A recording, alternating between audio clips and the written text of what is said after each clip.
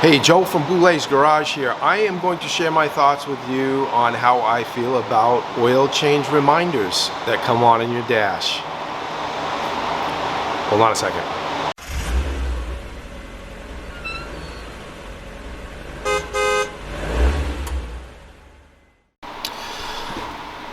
Okay, on this car here, I get a call from the customer and they say, well, I'm due for an oil change, kind of, I think. I still have 5% left on the oil change monitor. Well, this Honda is supposed to be, the oil is supposed to be changed when it gets to 15%.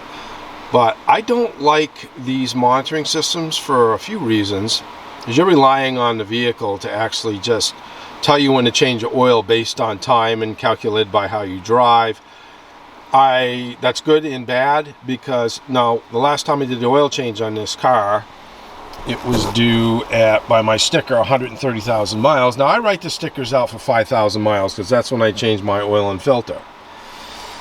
But I'm going to show you what I don't like about these systems. Now this customer says, well, I got 5% left, I should be good. Well, actually, let's take a look at something. Hold on.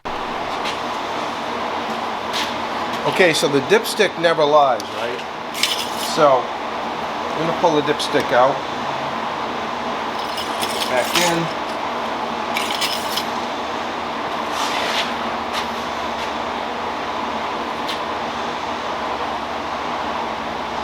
Look at, folks.